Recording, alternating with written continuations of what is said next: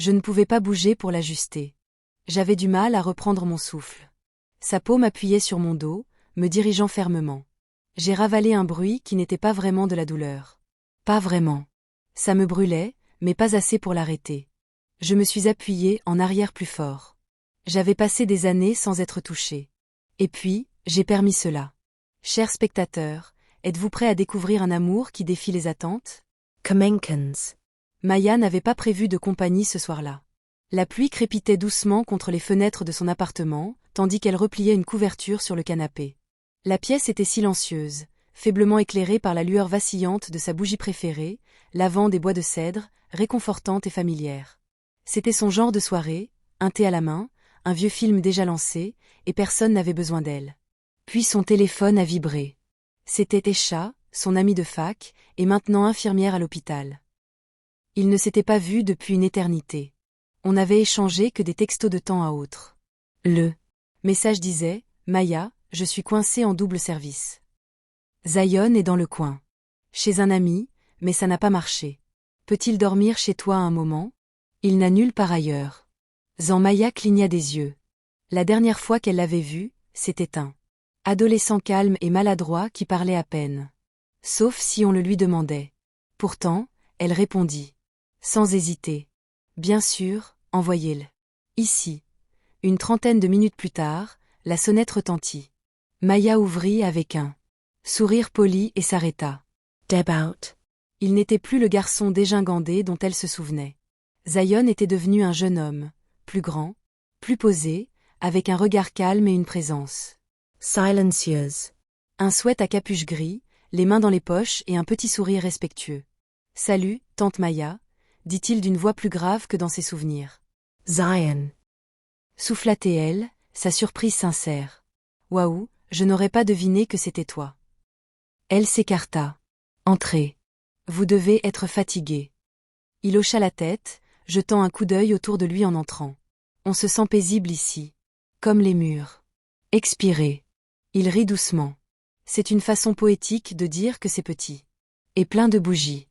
Il sourit en s'asseyant sur le canapé. Elle lui offrit du thé, qu'il accepta, et, peu après, ils étaient côte à côte. À regarder Casablanca.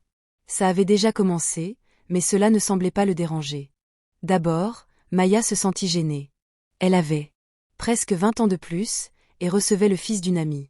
Mais quelque chose dans son immobilité, sa façon de regarder l'écran sans chercher son téléphone ni s'agiter, la mettait mal à l'aise, d'une manière qui n'était pas gênante, juste inhabituelle. « J'aime ça », murmura Zion. « Ça me semble sincère. »« C'est pour ça que j'adore ça », répondit Maya. « Ça ne se précipite pas.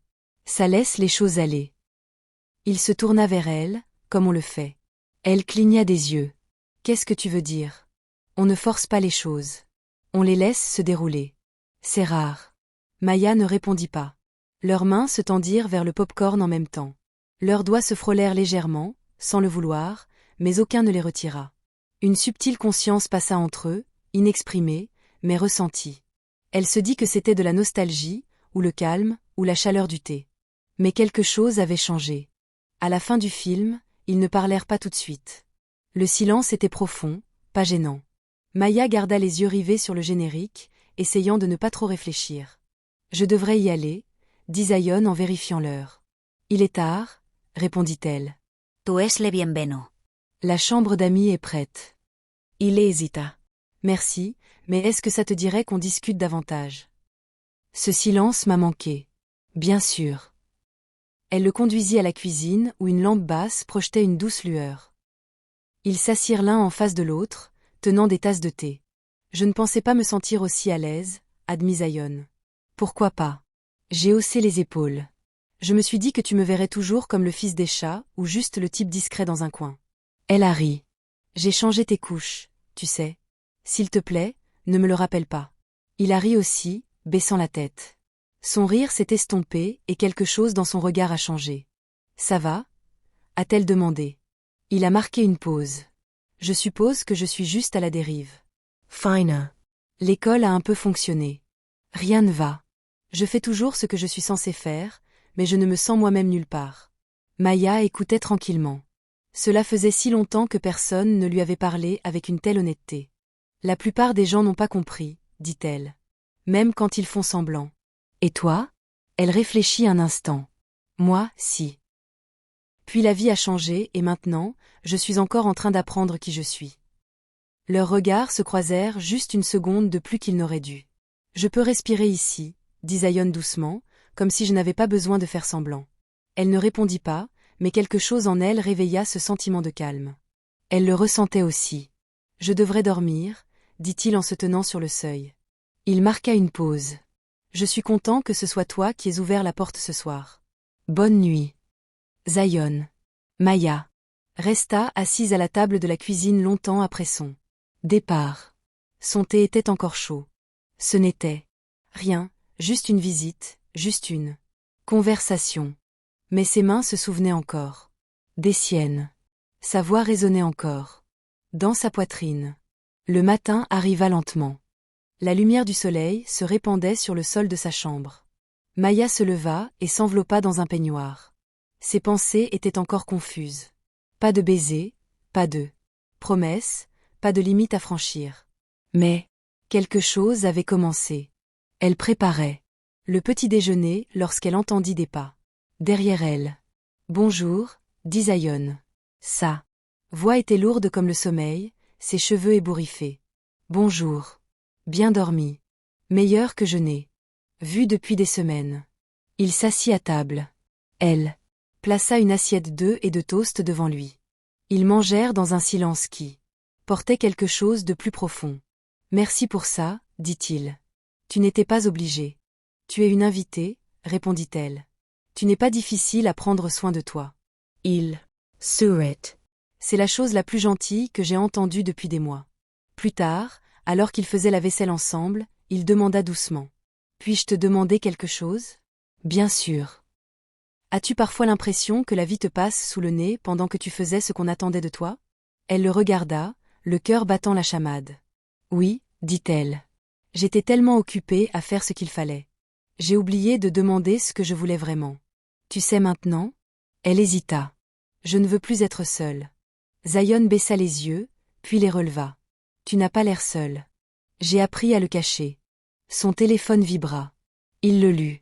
Superint. Maman arrive. 10 minutes. Tu devrais faire tes valises, dit-elle. Il s'essuya les mains et se tourna vers elle. J'aime être ici avec toi. Je suis contente. À la porte, il hésita. Puis-je revenir te voir juste pour parler? Maya le regarda une longue seconde. Oui, j'aimerais bien. Ça. Quand la porte se referma, le silence qui persista n'était pas paisible. Il était douloureux. Les jours passèrent. Maya s'occupait, mais chaque soir, ses yeux se posaient sur son téléphone. Elle ne regardait pas Casablanca. Elle ne pouvait pas. Puis, jeudi soir, on frappa à la porte. Zin tenait 2 cafés. Je n'ai pas envoyé de SMS, dit-il. Je ne savais pas si je devais le faire. Le cœur de Maya battait plus fort. Il ouvrit la porte. Tu es toujours la bienvenue. Ils s'assirent de nouveau, cette fois aux extrémités opposées du canapé. Comment vas-tu? Demanda-t-elle. Un peu perdue, mais moins quand je suis là. Ils parlèrent un moment de choses banales, d'abord, puis de choses plus profondes. Je ne sais pas où je vais, admit-il. Mais te parler me donne l'impression que je n'échoue pas. Toi, tu n'échoues pas. Tu es juste en train de te trouver. Ses yeux soutinrent les siens. J'aimerais que plus de gens soient comme toi. Le silence s'installa, puis doucement. T'es-tu déjà demandé ce que ça ferait d'être à nouveau désiré? Maya retint son souffle.